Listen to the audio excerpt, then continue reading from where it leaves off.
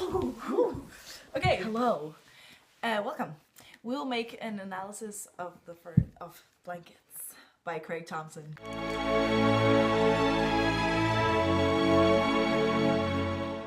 We'll be looking at the first 9 pages of the story in the first chapter.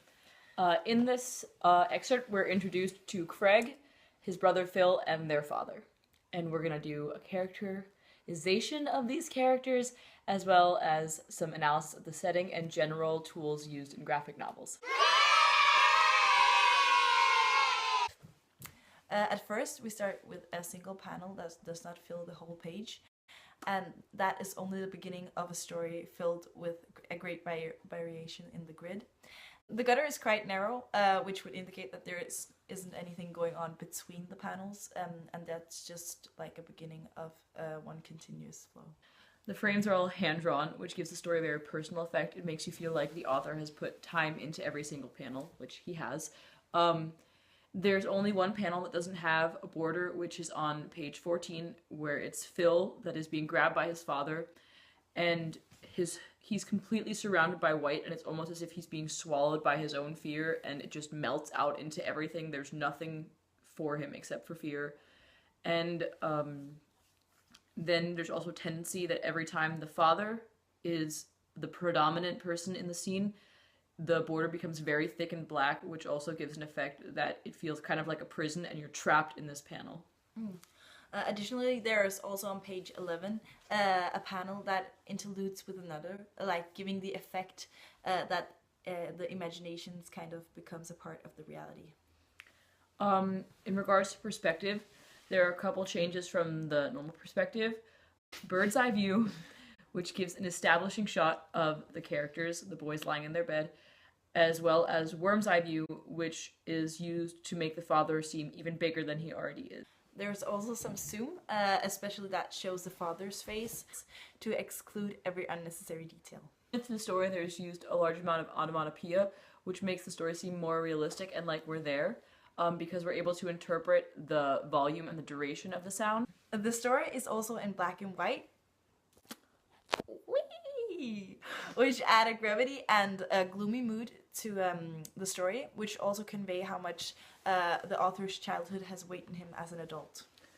Craig Thompson is known for his use of silent panels, and though there aren't that many in this excerpt, there are a lot of panels where there's not speech and just captions in the novel, which does that the whole thing becomes very picture specific and allows for the reader to interpret a lot of what the story means for themselves. We think there is an Easter egg on page 16 where the father leads Phil into the cubbyhole. There's where the bed is an alligator and there's a small abstract creature crawling around on the floor. And we think that this is the illustration of Phil's worst fear seen through his child eyes, but maybe also a place where they hide like their worst nightmares. Additionally, it's pretty interesting to look at the caption boxes in this, because generally in graphic novels, the caption box will be separate from the pictures, whereas in this one, they bleed into it, which, as said before, gives a very nice flow to the story. The author uses many different tools to help give the characterization of his characters. Yes, and we'll start with the characterization of Craig, and I will take that one. In the excerpt, Craig is still a young boy, approximately about 11 or 12 years old. He is tall and lanky, with a pop of unruly black hair.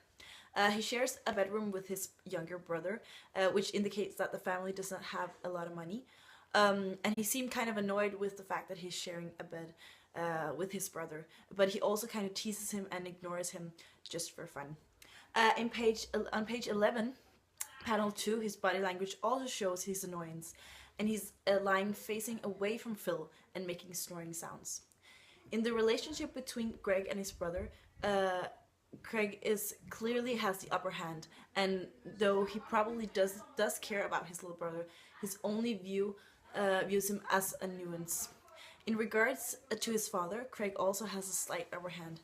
It's clear he also fears his father and that his father has no tolerance for him, but still his brother that faces the cubbyhole.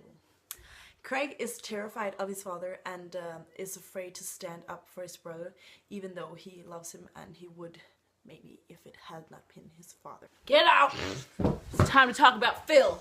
In this novel, Phil is Craig's younger brother, and he's probably around 8 years old. We can see his youth through his Batman pajamas, for example, and also by the fact that he's very imaginative. An example of his imagination is on page 10 and 11, where we see that he imagines the bed to be a boat on rough water, and also how he's going to save his teddy bears. His expressive imagination can also show a lack of creativity in his life, where he maybe is oppressed and doesn't have a lot of opportunities to play around and be a child, which is also pretty common in very religious homes, like the one that we have to do with in Blankets. Like most little brothers, Phil really wants the attention of his older brother, and we can see this on page 11, where he's almost lying on top of him in the bed trying to grab his attention. Phil's greatest fear is probably the closet under the stairs, or the cubbyhole, as they call it, because when their father comes in, he's just terrified. He becomes completely silent, and we see the fear in his eyes on page 14 in the last panel, where his eyes become enormous, and Phil looks a lot up to his older brother and almost seeks protection with him, even though he doesn't really have a lot to offer. But this is also because their father isn't very fatherly. He's not very nurturing. He's kind of scary. And Phil is also on the receiving end of this hatred, as he's the one that's punished. Even though they were both part of the teasing, you can sense that it probably is him that takes the blame for all their problems most of the time, because he's the youngest. Now to the father. Yes, the father is a very large man with he always has kind of an air of darkness surrounds him. And as said, he's enormous, and his posture seems very hostile. He's ready to hurt someone at all moments. He kind of lurks over the boys. He looms kind of over his children, is kind of a mountain over them. And he's very angry, which is shown in the way that his words are very sharply written, and the shadows that dominate his face, there isn't a lot of light on his face. And he believes in a severe punishment and has no tolerance for the boys fooling around. He's harsh. Now we're going to talk about the drawing style. The style in which Craig and Phil are drawn are very similar, because they're both young boys. They both have very small and softly drawn lines. It's very smooth, and there aren't a lot of edges. This gives the impression of youth and innocence, and they're still unhardened by the brutal shit pile that is life. They are realistically drawn, though simplified, so it doesn't look like animals speaking, but it isn't incredibly detailed. You can't see every strand of their hair. The simplification gives the author the ability to exaggerate certain features in certain situations, which also heightens the emotions of the characters. For example, on page 12, panel 4, where Craig's mouth is drawn way out of proportion and enormously, and it makes the reader feel more part of the story. You can almost hear him yelling. The drawing style of the father. He's very different drawn than his sons. He's much more square, and not to mention he's filled with sharp angles and a lot of shadowing. Generally he seems huge, and the style in which he's drawn portray his masculinity. He has especially highlighted the mustache, his eyebrows, and his huge hands. As to his boys, his eyes is almost non-existent, and that gives a feeling of anonymity, and that makes it easier for the reader to distance themselves from him. Lastly, we'll give a characterization of the setting. This part of the story takes place in the boys' shared bedroom. It's a very dark room, and the only thing drawn in light is their bed, which is very clear on the first page. Everything else is shredded with darkness. The bed, being the only white thing, is symbolic for it being their place of safety. Aww. As long as they are in the bed, nothing bad can happen, and Phil even imagines the bed as a boat on raging waters. Secondly, it's only once Craig falls out of bed that their father comes and punishes them. The effect of the whiteness gives the illusion that the boys are trapped in their life and surrounded by darkness, and there's very little space for them to be children or have fun, and that everything that they do could have very dark consequences. And that completes our analysis.